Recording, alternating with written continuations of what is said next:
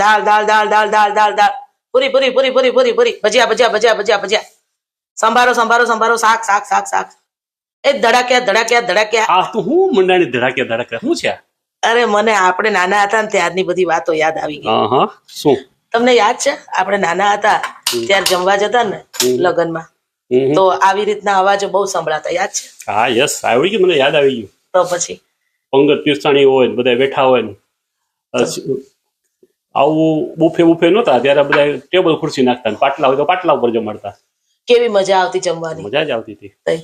Mummy આમ બાજુ બેઠી હોય, આ ખા આ ના ખા, આ ખાવાનું જ છે આટલું પૂરું કર, એમાં જરાય બગાડ નતો થતો. આ હમણાં આપણે આટલા લગ્નમાં ગયા કેટલો બગાડ થાય. માણસોને ખાવું હોય કે ના ખાવું હોય થાળી ભરી ભરીને લઈ લે કે બીજી વાર ઊભું ના થવું. પણ એમાં બી કેવી હોય ખલાસ થઈ જશે તો ઘણી વાર થઈ જતું હોય એવું.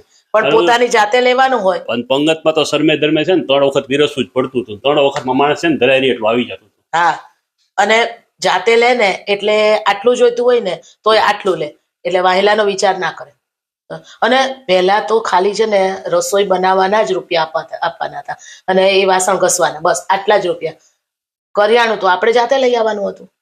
અને ત્યારે જો દાળ ભાત શાક રોટલી વધીને પૂરી ભજીયા ફૂલવડી એકાદું કઠોળ અને છાસ ને પાપડ, બસ આટલામાં ભાણું પૂરું થઈ જતું. મીઠાઈ હોય દરેક નાતનું છે ને ફિક્સ જ રહેતું હતું. આની નાત હોય એટલે આમાં આવું જમવાનું હોય, આનું નાત હોય તો આમાં જમવાનું. અત્યારે બધા દેખાદેખી કરે છે. અરે અત્યારે તો પીઝા હોય, ઢોસા હોય, ચાઇનીઝ હોય, હવે તો પાછા ઇટાલિયન દેશે દેશના ભાણા આવી ગયા. અને શાક રોટલી તો બિચારી આમ ખૂણામાં પડી હોય અને એનો તો કોઈ ભાવે ના પૂછતો હોય. થાળીમાં આ બધી આઈટમ જ હોય અને કોઈને ઢોસા ભાવતા હોય તો એકલા ઢોસા ખાય, કોઈને પીઝા ભાવતા હોય તો એકલા પીઝા ખાય. બાકી બધી વસ્તુનું તો વેસ્ટેજ જ થયું. અને અત્યારે તો આખી જેટલી ભરેલી હોય ને એમાંથી 4-5 દાણા ખાય અને બાકી એમ નામ ઠાંગલા ભરેલા હોય અને પાછા કચરામાં જવા દે. મને એટલો જીવ બળે ને કે આ એક થાળી ભરેલી હોય ને એમાંથી ગરીબના બિચારાના 2-3 છોકરા જમી લે એટલું અનાજ વેસ્ટેજ જાય. આટલો ફેરફાર વિચારોમાં ને માણસના એક થાળીમાં નહીં તો જેટલા જમવા આવ્યા ને બધાની થાળી હોય કેટલો બગાડ થતો હોય છે. હું એ જ કહું છું કે એક લગ્નમાં આમ ઓછામાં ઓછા ગણીએ ને 300-400 જણા ગણો ને તો એ 300-400 માંથી 100 જણા એવા આપણા જેવા વિચારો વાળા હશે કે જે થાળી ચોખ્ખી કરીને મૂકતા હશે. બાકીના 250-300 માણસો એ લોકો તો આટલો બગાડ કરે ને. તો અને દેખાદેખી વધી ગઈ છે એટલે દેખાદેખીમાં બિચારા જે સામાન્ય માણસ હોય એને આવી બધી અલગ અલગ આઈટમો રાખવી પડે. ભલે કોઈ બધી આઈટમો, મને નથી લાગતું આપણે આ સિઝનમાં 4 થી 5 લગ્નમાં ગયા પણ 4 થી 5 લગ્નમાં આટલી આઈટમો હતી, આપણે ખાધું શું? આપણને ભાવતું હતું એ જ વસ્તુ ખાધી ને, બાકી બધી એક આઈટમ ચાખી આપણે ના. હું એમ કઉ છું કે જાજી આઈટમો રાખી અને બગાડ કરવો ને એના કરતા તો ઓછી આઈટમ રાખી અને માણસ પેટ ભરીને જમી શકે ને એવું મેનુ હોવું જોઈએ. ખરેખર એ જ વ્યાજબી વાત છે. લગ્ન કરો સારી રીતે કરો, પ્રસંગમાં તમને ઉત્સાહ હોય સમજી શકાય, પણ બગાડ અન્નો થાય ને એ વ્યાજબી નથી. એટલી વસ્તુઓ રાખો કે જે સારી રીતે ખાઈ શકાય. એવું નથી, આપણા જેવા ઘણા બધા હશે જેને અન્નનો બગાડ નહીં ગમતો હોય પણ બોલે નહીં કોઈ. અને આમે હું સમાજમાં રહેવું પડે ને, તો જે સ્ટેટસ હોય એ પ્રમાણે સમાજે તો હવે ખરેખર એટલી હદ સુધી ઓલી કરી નાખી છે ને, સમાજમાં રહેવું પડે આ એક શબ્દના લીધે બસ પૂરું થઈ જાય બધાના. કોઈ પોતાના વિચાર પ્રમાણે કરી જ નથી શકતું. સમાજ સમાજ સમાજ સમાજ પ્રમાણે કરવાનું. પછી ભલે ને સમાજ ગિયોડાન માર્ગે લઈ જતો હોય. લાલજી કાકાએ લગ્નમાં દેખાડવા માટે લોન લીધી છે, હપ્તા ભરે છે અત્યારે. અને લાલજી કાકા તો પાછા લગ્નના 2 મહિના પછી એટેક આવે મરી ગયા. હવે એના 4 છોકરા છે એ બિચારા લે છે લીંબા. એ તો ભરે ભાઈ, બીજું શું થાય એના કરતા. બાજે છે જુદા, ઓલો કે તું લોન નો હપ્તો ભર, ઓલો કે તું લોન નો હપ્તો ભર. નાના લગ્ન માટે લોન લીધી હતી તો કે હવે બધું નાના ઉપર આવી ગયું કે તાર લગ્ન માટે લોન લીધી હતી ને બાપાએ, તું ભર હવે. તો વિચારો એ શું કરે? તો હવે 6 મહિનામાં તેને છૂટું કરવાની વાત આવી ગઈ છે. કા તો કે બાયડી બાજે છે કે મેં કીધું તું લોન લઈને લગ્ન કર.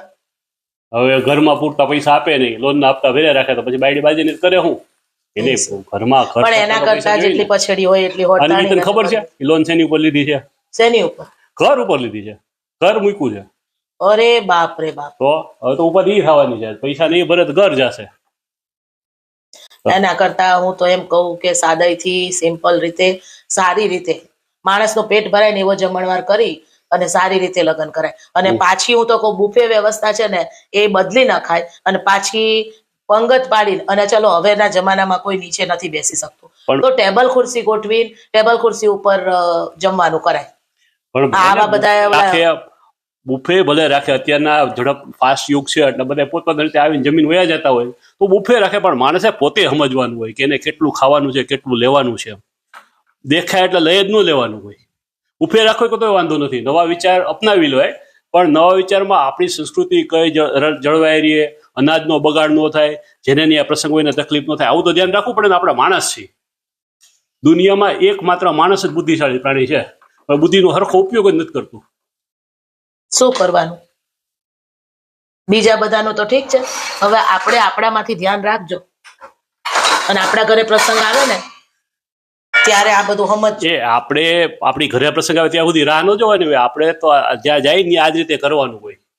આપણે કરીએ છીએ, પણ એમ કહું છું કે આપણા ઘરે પ્રસંગ આવે ને ત્યારે તમે તમારા મોટા ભાઈને બધાને સમજાવજો. સાંભળો પેલા મારી વાત. તારી 5 બેનપણીઓ હોય તો 5 બેનપણીઓ બેઠી હોય તેને કહેવાનું કે ભાઈ જો એટલું લેવાય, આમાં જાજુ ન લેવાય, એવું બોલ્યા રખાય. હું મારા ભાઈબંધી છે ત્યાં બોલ્યા રાખીશ કે ભાઈ બેનપણીઓને કહેવાનું, તમારા ભાઈઓને નહીં કહેવાનું. તમારા ભાઈઓ મારા ભાઈઓ નહીં કહીશ, તું ચિંતા કરમાં, એ નહીં કહીશ. આ નહીં કરવાનું, એમ ખોટું લાગે બધા સંબંધીઓને.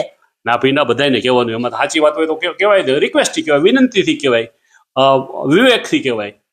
એને ખોટું લાગે એ રીતે કહેવાય, પણ કહેવાય, એમાં કાંઈ વાંધો નથી. એટલે આ છે ને આપણે આપણાથી શરૂ કરીએ. હાલ ને હાલું છે ને કેવત ચેરિટી બિગિન્સ એટ હોમ. આપણાથી શરૂ કરો. હાલો ડન.